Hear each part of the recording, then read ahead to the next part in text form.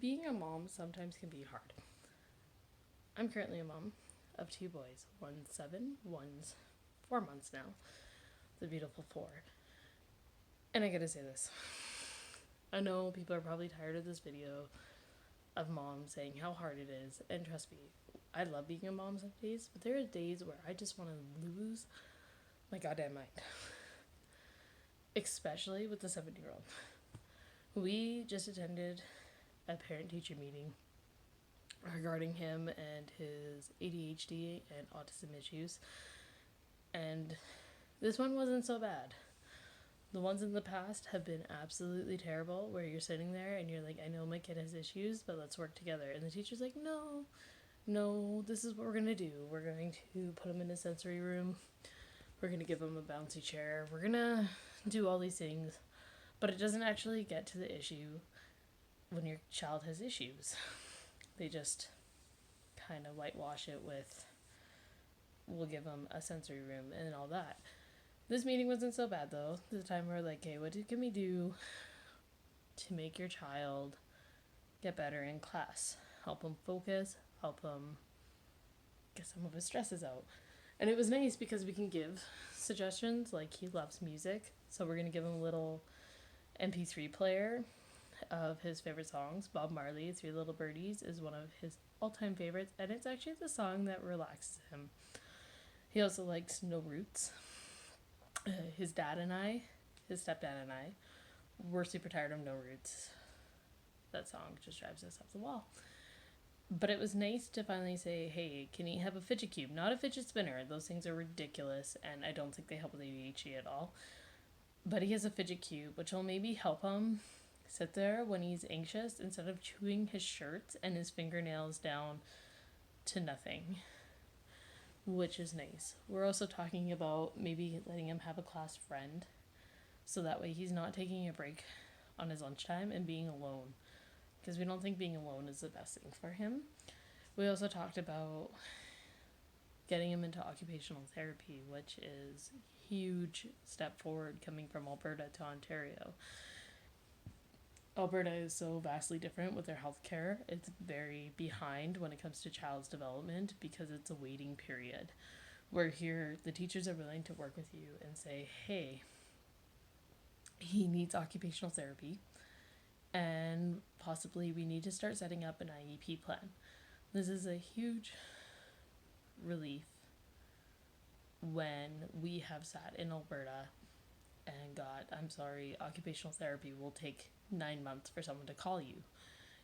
Also, you only get one diagnosis, and no, you cannot come back unless we think it's severe. Here, we're giving you a recommendation, go see the doctor, which is awesome, because then we can finally get the processes to help him with his ADHD and autism.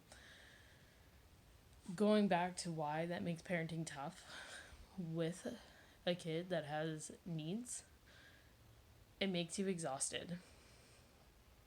Because sometimes you feel like you can't meet those needs of your child, or you feel like you're failing. Because for the last year and a half, we've been trying to get progress made, and we've been getting hit with brick walls everywhere. We hit brick walls with the court system when it came to getting custody of him.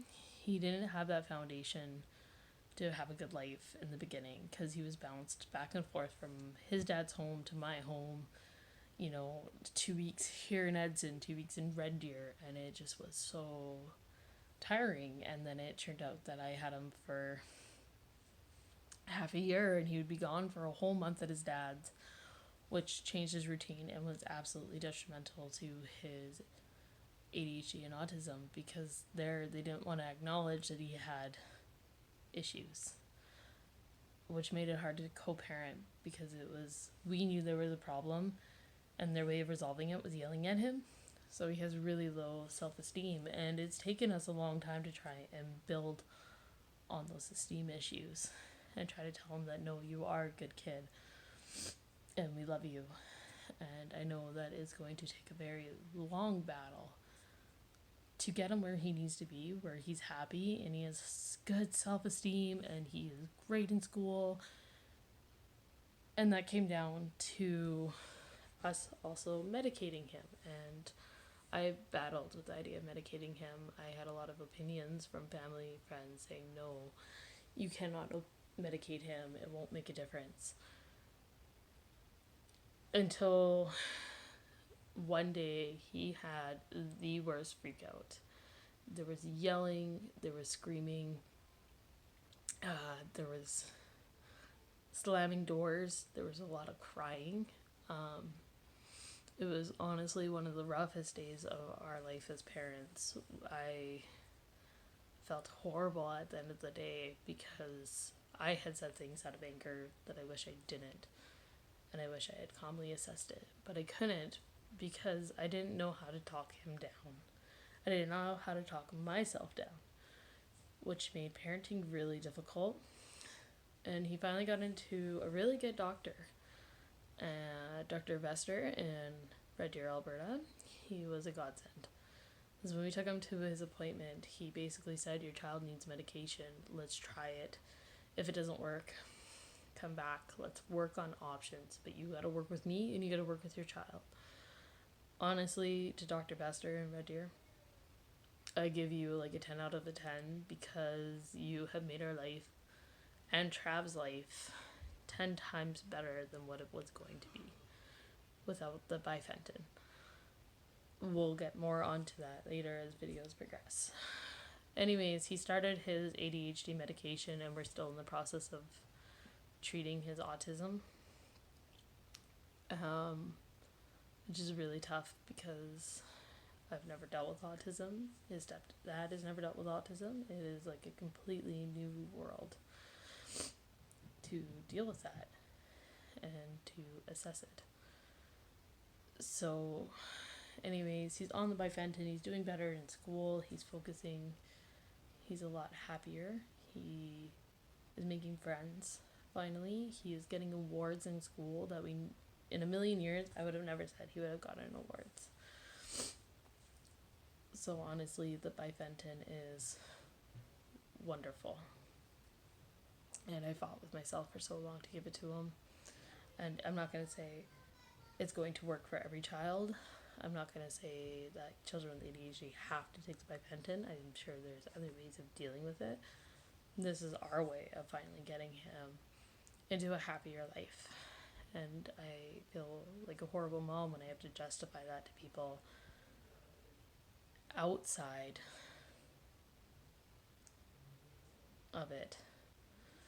I'm going to be posting more on this video because I have guests at the house.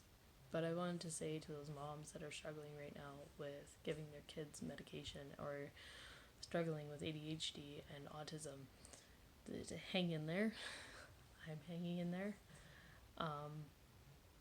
But hopefully by posting more vlogs of our life, dealing with the special needs kids, dealing with my issues of PTSD, and even opinions, that it can help one more person going through this instead of sitting and suffering and feeling like they are the worst mom in the world.